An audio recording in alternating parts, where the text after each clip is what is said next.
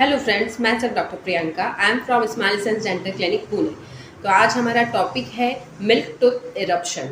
बच्चों में जो दूध के दांत होते हैं वो किस एज में आते हैं, वो किस तरह से वो ऊपर की तरफ आते हैं, किस फॉर्म में होते हैं, इसके बारे में हम बात करेंगे।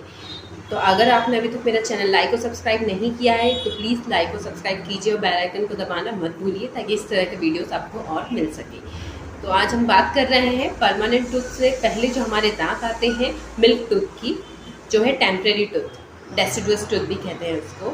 तो कब अब आते हैं, किस किस एज में आते हैं, इसके बारे में हम आज जानेंगे। तो सबसे पहले जो हमारा दांत आता है मिल्क टूथ, वो ऊपर का आता है, जो हमारे सामने के इंसाइजर्स होते हैं। इसमें दो टाइप्स होते हैं हमारे। एक सेंट्रल इंसाइजर होता है जो सबसे सामने का दांत होता है, एक लैटरल इंसाइजर होता है, एंड थर्ड इज कैनाइन। तो ये तीन दांत होते हैं जो हमारे सामने के दांत कहलाते हैं। उसके पीछे हमारे मोलर्स होते हैं। तो परमानेंट में हमें प्री मोलर्स आते हैं, लेकिन जो बच्चों के दांत होते हैं उनमें प्री मोलर्स नहीं होते हैं, उनमें सीधे मोलर्स आते हैं जो 2 मोलर तक ही आते हैं। तो टोटल उनके दांतों की संख्या जो एक आर्च की हम बात करते हैं वो होती है 5, और टोटल हमारे चारों तरफ जो दांत उनके आते हैं टोटल 20 टीथ उनके प्रेजेंट होते हैं माउथ में। तो सबसे पहले जो मैंने बात करी सेंट्रल इंसाइजर, तो वो किस एज में स्टार्ट होता है इरप्ट होना? वो स्टार्ट होता है 8 to 12 मंथ की एज से। जब वो 8 मंथ के होते हैं तब से अपर सेंट्रल इंसाइजर इरप्ट होना स्टार्ट होता है। तो वो इरप्शन प्रोसेस जो होती है इन सब की, सेंट्रल इंसाइजर जब अपर आएगा उसके बाद लोअर इंसाइजर आते हैं, ऊपर के जो लैटरल इंसाइजर है फिर उसके बाद वो इरप्ट होते हैं। तो ये स्लो प्रोसेस होती है, लेकिन ये बर्थ से ही स्टार्ट हो जाती है, 8-9 मंथ से स्टार्ट हो जाती है। तो इरप्शन जो होता है, मैं एक चार्ट में आपको दिखा दूंगी किस किस एज में ये इरप्शन प्रोसेस कैसे कैसे होती है। जैसे कि लैटरल है 19 to 13 मंथ में होता है, एंड लोअर 14 to 18 मंथ में होता है। और अगर कैनाइन होता है वो 16 to 22 मंथ में आता है अपर का, एंड लोअर का जो 17 to 23 मंथ में इरप्ट होता है, माउथ में विजिबल होता है। एंड जो हमारे मोलर्स होते हैं, बच्चों के जो दूध के दांत होते हैं, तो वो आता है 13 to 19 मंथ में अपर का इरप्ट होता है, अपर साइड का, एंड उससे पहले वो लोअर का इरप्ट हो चुका होता है, जो 10 to 16 मंथ में ही हमें लोअर का मोलर पहले दिखने लगता है। सेकेंड अपर का जो होता है वो बाद में इरप्ट होता है, मोलर जो होता है 25 to 33 मंथ में, एंड लोअर मोलर जो होता है हमारा सबसे पहले वो इरप्ट होता है, वो 6 to 9 मंथ की ड्यूरेशन में होता है। तो ये रहा इरप्शन प्रोसेस, ही किस किस मंथ में इरप्ट होता है, ये एक चार्ट के द्वारा भी आप देख सकते हैं अच्छे से।